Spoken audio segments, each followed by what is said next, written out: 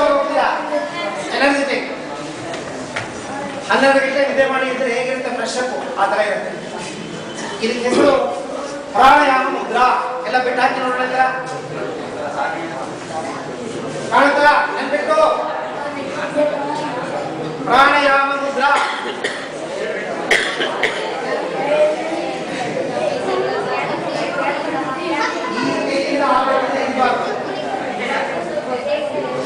ಪ್ರಾಣಾಯಾಮ ಮುದ್ರಾ ಹೆಸರಿದೆ.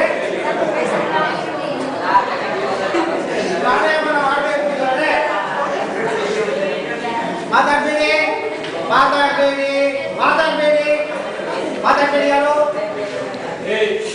ಬೆಳಗ್ಗೆ 4 ಗಂಟೆಯಿಂದ ಸೂರ್ಯ ಹುಟ್ಟೋದ್ರೊಳಗಡೆ ಎಷ್ಟು ಗಂಟೆಗೆ ಸೂರ್ಯ ಹುಟ್ಟುತ್ತೆ?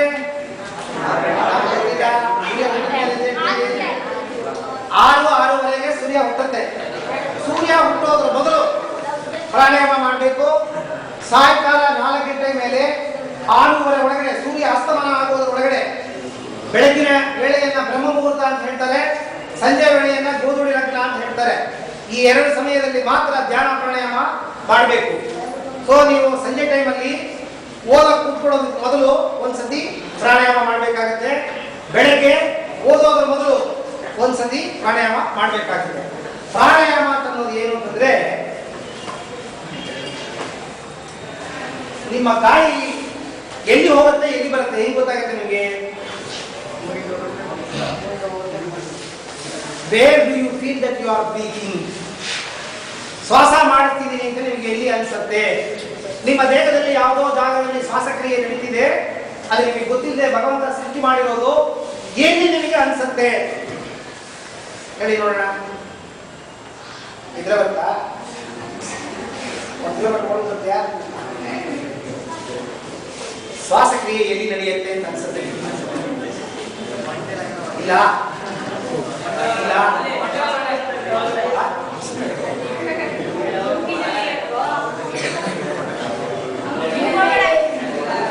ಪ್ರಾಣ ಇಲ್ವಾ? ಯಾರಿಗೂ ಪ್ರಾಣ ಇಲ್ವಾ?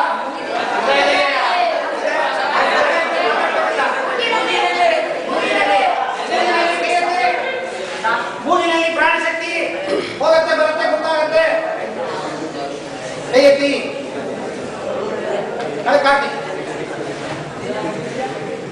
ಸಣ್ಣ ಮಕ್ಕಳಿದ್ದಾರೆ ಮನೆಯಲ್ಲಿ, ನೋಡಿದಿರ ಮಕ್ಕಳನ್ನ?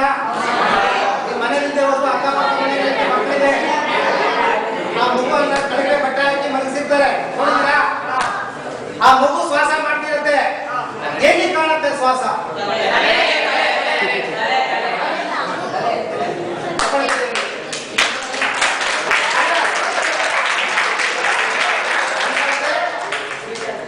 ನೋಡಿ, ಆ ಮಗು ಚೆನ್ನಾಗಿ ನೋಡಿದಾನ, ಪಾಠ ಓದ್ತಾನ ಚೆನ್ನಾಗಿ ನೋಡಿದಾನ. ಮಗು ಗಾಳಿ ಎಲ್ಲಿ ತಗೊಂಡು ಬಿಡುತ್ತೆ ಗೊತ್ತಾಗತ್ತೆ ಮಗುಗೆ ಅಂದ್ರೆ ಹೊಟ್ಟೆನಲ್ಲಿ. ಮಗು ಮಾತ್ರ ಅಲ್ಲ, ಜೀವ ಇರುವ ವಸ್ತುಗಳು ಪ್ರತಿಯೊಂದು ಶ್ವಾಸಕ್ರಿಯೆ ಜಾಗ ಗೊತ್ತಾಗೋದು ಅಂದ್ರೆ ಹೊಟ್ಟೆನಲ್ಲಿ. ಆದ್ರೆ ನಿಮಗೆ ಗೊತ್ತಾಗ್ತಿಲ್ಲ. ಯಾಕೆ? ಸರಿ, ನಿಮ್ಮ ಮನೆಯಲ್ಲಿ ನಾಯಿ ಅಕ್ಕಪಕ್ಕದಲ್ಲಿ ಮಲಗಿರುತ್ತೆ, ಎಲ್ಲಿ ಗೊತ್ತಾಗುತ್ತೆ ಶ್ವಾಸ? ಹೌದಾ? ಹೊಟ್ಟೆನಲ್ಲಿ ಬರುತ್ತೆ, ಹೊಟ್ಟೆನಲ್ಲಿ ಹೋಗುತ್ತೆ, ಗೊತ್ತಾಗುತ್ತೆ. ನಿಮಗೆ ಎಲ್ಲಿ ಬರುತ್ತೆ? ಇಲ್ಲಿ. ಇಲ್ಲಿ ಎಲ್ಲಿದ್ರೆ ಬೇರೆ ಹೋಗುತ್ತೆ, ಕೊಳಕೋಗುತ್ತೆ, ಬೇರೆ ಹೋಗುತ್ತೆ, ಕೊಳಕೋಗುತ್ತೆ. ಇಲ್ಲಿ ಗೊತ್ತಾಗುತ್ತೆ.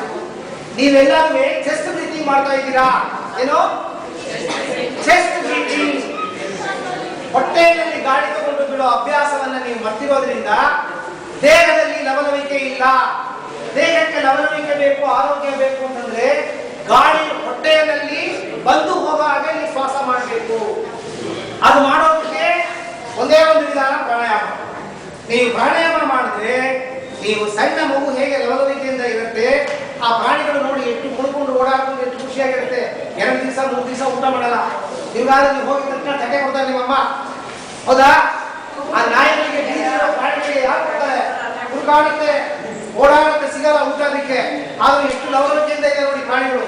ಕಾರಣ ಅವುಗಳು ಹೊಟ್ಟೆಯಲ್ಲಿ ಗಾಳಿಯನ್ನು ತಗೊಂಡು ಬಿಟ್ಟು ಜೀವನ ಮಾಡ್ತಿದೆ. ಆಮೇಲೆ ಎಷ್ಟು ವರ್ಷ ಗೊತ್ತಾ?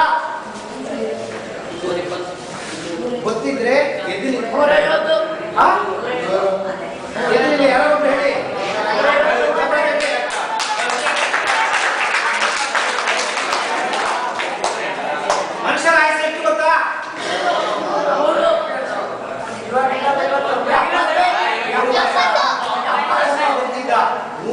ನಮ್ಮ ಅಜ್ಜಪ್ಪ ಬದುಕಿದ್ದ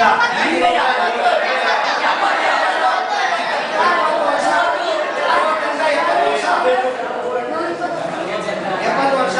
ಈಗ ಮನುಷ್ಯನಿಗೆ 150 ವರ್ಷ, ಅದು ಗೊತ್ತಲ್ಲ ಮನುಷ್ಯ. ಯಾಕೆ? ಪ್ರಾಣ ತಗೊಳ್ಳೋದು ಬಿಡೋದು ಸರಿ ಇಲ್ಲ. ಪ್ರಾಣಾಯಾಮ ಮಾಡಿದ್ರೆ ನೀವು ಜಾಸ್ತಿ ವರ್ಷ ಬದುಕಿರ್ಬೋದು. 8 ಜನಕ್ಕಿಂತ ಜಾಸ್ತಿ ವರ್ಷ ಬದುಕಿರಕ್ಕೆ ಜಾಸ್ತಿ ವರ್ಷ ಬದುಕಿರ್ಬೇಕು.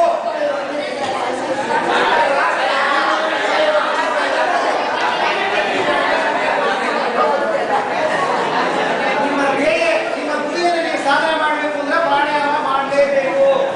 ಪ್ರಾಣಾಯಾಮ ಮಾಡಿದ್ರೆ ಮಿದುಳು ಲವಲವಿಕೆಯಿಂದ ಇರುತ್ತೆ.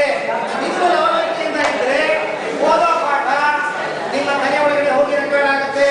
ಇಲ್ಲದ್ರೆ ಪಾಠ ಓದ್ತಿರುತ್ತೆ, ಟಿವಿ ನೋಡ್ತಾ ಇರ್ತೀರಾ, ಟಿವಿ ಮೇಲೆ ಗಮನ ಇರುತ್ತೆ. ಪ್ರಾಣಾಯಾಮ ಮಾಡಿದ್ರೆ ಏಕಾಗ್ರತೆ ಕಷ್ಟ ಬರುತ್ತೆ. ಓಕೆ, ಈಗ ನಾನು ಪ್ರಾಣಾಯಾಮ ಹೇಳ್ಕೊಡ್ತೀನಿ. ಕಾಲುಗಳನ್ನ ನೀವು ಕೂತ್ಕೊಳ್ಳುವಾಗ ಈ ತರ ಕೂತ್ಕೋಬೇಕು. ಮನೆಯಲ್ಲಿ ಕೂತ್ಕೋಬೇಕು ಅಂದ್ರೆ ಚಕ್ಕಮಟ್ಟ ಹಾಕಿ ಕೂತ್ಕೋಬೇಕು. ಕಿಟಕಿ ಭಾಗಗಳೆಲ್ಲ ತೆಗೆದಿರಬೇಕು, ಕಸ ಇರಬೇಕು, ಗಲೀಜಿರ್ಬೇಕು, ಮಧ್ಯೆ ಕೂತ್ಕೋಬೇಕು. ಹೌದಾ? ಸುತ್ತಮುತ್ತ ಜಾಗಗಳು ಪರಿಶುದ್ಧವಾಗಿರ್ಬೇಕು. ಪರಿಶುದ್ಧವಾಗಿರುವ ಜಾಗದಲ್ಲಿ ಇಟ್ಟುಕೊಂಡು ಪ್ರಾಣಾಯಾಮ ಮಾಡಬೇಕು. ಹೇಗೆ ಮಾಡೋದು ಪ್ರಾಣಾಯಾಮ? ಈ ಕೈಯನ್ನು ಇಟ್ಕೊಂಡು ಬೆನ್ನು ಮುರಿ ಯಾವಾಗಲೂ ನೆಟ್ಟಿಗಿರ್ಬೇಕು. ಅಜ್ಜಪ್ಪಂತರ 90 ವಯಸ್ಸು ಅಜ್ಜಪ್ಪಂತರ ಮುಗಬಾರ್ದು. ಇದರ ಮೇಲೆ ಕೈ ಇಡಬಾರ್ದು. ಈ ಕಡೆ ಬೆಂಚ್ ಜಾಗದಲ್ಲಿ ಕೈ ಇಡಬಾರ್ದು. ಕೈ ಇಟ್ಕೊಂಡು ಬಲಗಡೆ ಮೂಗನ್ನು ಮುಚ್ಕೊಳ್ಳಿ. ಬಲಗಡೆ ಮೂಗನ್ನು ಮುಚ್ಚಿ. ಬಲಗಡೆ ಅಂದ್ರೆ ಎಡಗಡೆ, ಬಲಗಡೆ ಎಡಗಡೆ ಗೊತ್ತಿಲ್ಲ ಯಾರು. ನಿಮ್ಮ ಹೆಬ್ಬೆಟ್ಟಿನಿಂದ ಇಲ್ಲಿ ಮಾಡಕ್ ಇಷ್ಟ ಇದ್ದವರು ಹೊರಗೊಟ್ಟೋಗಿ. ಯಾರಿಗೆ ಮಾಡಕ್ ಇಷ್ಟ ಇಲ್ಲ ಅವರೆಲ್ಲ ಹೊರಗೊಟ್ಟೋಗಿ. ಮಾಡಕ್ ಇಷ್ಟ ಇಲ್ಲದವರು ಹೊರಗೊಟ್ಟೋಗಿ. ಬಲಗಡೆ ಮೂಗನ್ನ ಹೆಬ್ಬೆಟ್ಟಿನಲ್ಲಿ ಮುಚ್ಕೊಂಡು ತುಂಬಾ ಅಮಕ್ಬೇಡಿ. ಮೆತ್ತಿ ಕೈ ಇಟ್ಕೊಳ್ಳಿ, ಇಲ್ಲಾಂದ್ರೆ ಮೂಗು ಹೊಡೆದೋಗುತ್ತೆ. ಅಮಕ್ಬೇಡಿ, ಇಟ್ಕೊಳ್ಳಿ.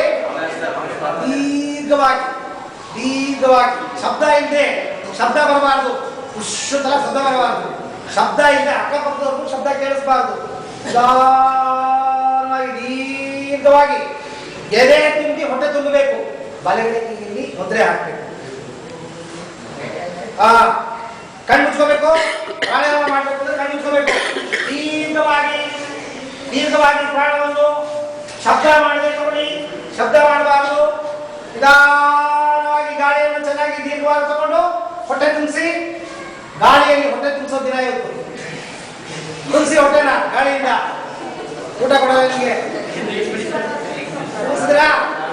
ಈಗ ಕಿರ್ಬೆಟ್ಟು ಇದೆಲ್ಲ, ಕಿರ್ಬೆಟ್ಟು